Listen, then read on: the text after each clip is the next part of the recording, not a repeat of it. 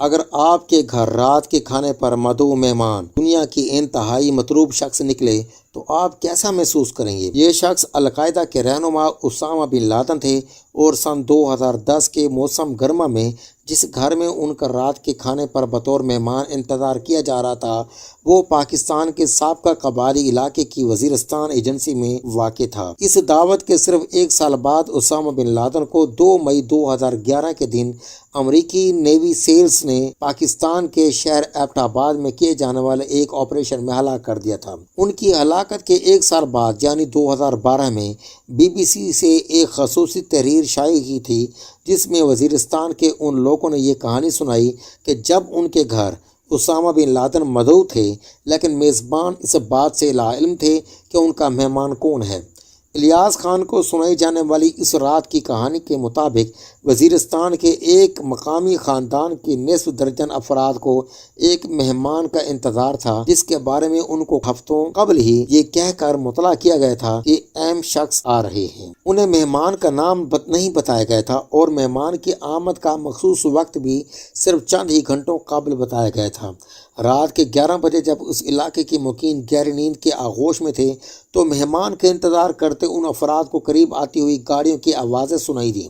ان میں سے ایک شخص جس نے نام ظاہر نہ کرنے کی شرط پر اس واقعے کی تفصیلات پر بات چیت کی نے بتایا کہ تقریباً 1 درجن ایک جیسی بڑی بڑی جیپیں ہمارے کمپاؤنڈ میں داخل ہوئیں جو بظاہر مختلف سمتوں سے آئی تھیں۔ ان میں سے ایک جیپ کمپاؤنڈ کے برآمدے کے بالکل پاس جا کر رکی تو پچھلی سیٹ سے ایک طویل القامت لیکن کمزور سا شخص باہر نکلا جس نے سفید رنگ کی پگڑی اور چوغا پہن رکھا تھا۔ رات کے اندھیرے میں وزیرستان کے ان میزبانوں کو اپنی آنکھوں پر یقین نہیں ہو رہا تھا کہ ان کے سامنے کھڑا شخص کوئی عام شخص نہیں بلکہ دنیا کا سب سے مطلوب فرد اسامہ بن لادن تھا جس کی دنیا کی ایک سپر پاور نہ صرف اپنی پوری طاقت اور تمام تر وسائل کے ساتھ تلاش کر رہی تھی بلکہ اس کے بارے میں اطلاع دینے والے کو 2.5 کروڑ امریکی ڈالر انعام دیے جانے کا اعلان بھی کیا جا چکا تھا۔ وزیرستان کے رہائشی شخص نے کہا کہ ہم چونک گئے، ہمیں توقع ہی نہیں تھی کہ ہمارے گھر آنے والا مہمان اسامہ ہوگا۔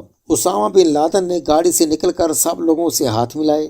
وزیرستان کے اس قبائلی رہنما کے مطابق انہوں نے اسامہ کا ہاتھ پکڑ کر چوما تھا اور احتراماً اپنی آنکھوں کے ساتھ بھی چھوا تھا۔ اسامہ نے اپنا ایک ہاتھ ایک نائب کے کندھے پر رکھا اور کمرے کی جانب بڑھے جو مہمان کے لیے تیار کیا گیا تھا۔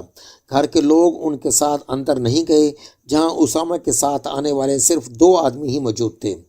واضح رہے کہ یہ واقعہ اس قبائلی گاؤں سے صرف 300 کلومیٹر دوری پر واقع پاکستان کے شہر ایبٹ آباد میں اسامہ کی ہلاکت سے 1 سال پہلے کا ہے۔ اسامہ کی ہلاکت کی خبر ملی تو ان کے سابق میزبان اپنے چند قریبی دوستوں کو اس غیر متوقع مہمان کے بارے میں بتایا۔ انہوں نے صرف اس شرط پر BBC سے بات کی کہ ان کا نام اور گاؤں کی شناخت خفیہ رکھی جائے۔ ان کے مطابق اسامہ بن لادن نے تقریباً 3 گھنٹے اس رات وہاں گزارے تھے جس کے دوران نماز ادا کی گئی اور آرام کے بعد دمبے اور مرغی کے گوشت اور چاولوں سے مہمانوں کی خاطر تواضع کی گئی۔ اس دوران میزبانوں کو کمپاؤنڈ سے باہر نکلنے کی اجازت نہیں تھی اور کوئی اندر بھی نہیں آ سکتا تھا کیونکہ مسلح افراد کمپاؤنڈ کے مرکزی دروازے سمیت چھت پر اور کمپاؤنڈ کے چاروں اطراف میں موجود تھے۔ جب ایک میزبان نے درخواست کی کہ ان کے 85 سالہ والد کو اسامہ بن لادن سے ملنے کی اجازت دی جائے تو اسامہ کے محافظوں میں بے چینی سی نظر آئی، تاہم میزبان نے درخواست کی کہ ان کے والد کی آخری خواہش سمجھتے ہوئے اسے قبول کیے جائے تو یہ پیغام القاعدہ کے رہنما تک پہنچایا گیا جنہوں نے اسے قبول کیا۔ 4 محافظ میزبان کے ساتھ ان کے والد کو لینے گئے جن کو اسامہ بن لادن کی موجودگی کے بارے میں صرف اس وقت بتایا گیا جب وہ کمبائن کی حدود میں داخل ہو چکے تھے۔ میزبان کے ادھیڑ عمر والد نے تقریباً 10 منٹ کا وقت اسامہ کے ساتھ گزارا اور ان کے مطابق اس دوران انہوں نے پشتو زبان میں القاعدہ رہنماؤں کو دعائیں دینے کے ساتھ ساتھ قبائلی علاقے میں جنگی حکمت عملی پر بھی مشورہ دیا جو ان کے تجربات پر مشتمل تھا۔ بظاہر پشتو زبان کی وجہ سے یہ مشورہ اسامہ کو شاید سمجھ نہ آیا، لیکن وہ کہتے ہیں کہ اسامہ بن لادن کے میزبان اور اسامہ کے محافظوں کے چہرے پر مسکراہٹ عیاں تھی۔ اسامہ اور ان کے محافظ اسی انداز میں رخصت ہوئے جیسے وہ پہنچے تھے۔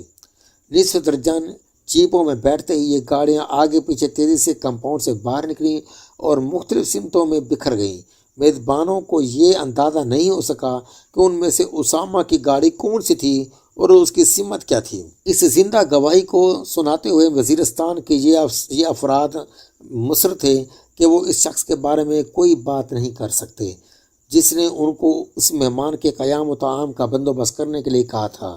وہ اسامہ کے ساتھ آنے والے افراد کے بارے میں بھی بات کرنے سے ہچکچا رہے تھے۔ واضح رہے کہ ایبٹ آباد میں اسامہ کی ہلاکت کے بعد امریکی اور پاکستانی حکام نے دعویٰ کیا تھا کہ القاعدہ رہنما تقریباً 5 سال سے اس شہر میں تنہا رہے تھے۔ اس دوران وہ اپنے کمپاؤنڈ سے کبھی بھی باہر نہیں نکلے، لیکن اس زندہ گواہی سے یہ ثابت ہوتا ہے کہ یہ دعویٰ درست نہیں۔ تاہم بہت سے سوالوں کے جواب ابھی بھی سامنے نہیں آ سکے۔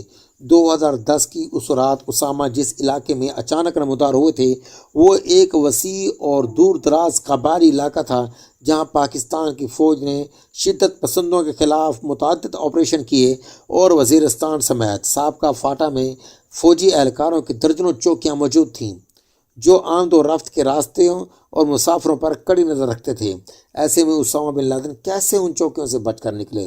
پاکستان حکومت اور فوج نے ہمیشہ اسامہ بن لادن کے بارے میں کسی قسم کی معلومات موجود ہونے سے انکار کیا ہے اور ان کے مطابق القاعدہ رہنما کو سرکاری سطح پر کسی قسم کی مدد حاصل نہیں تھی۔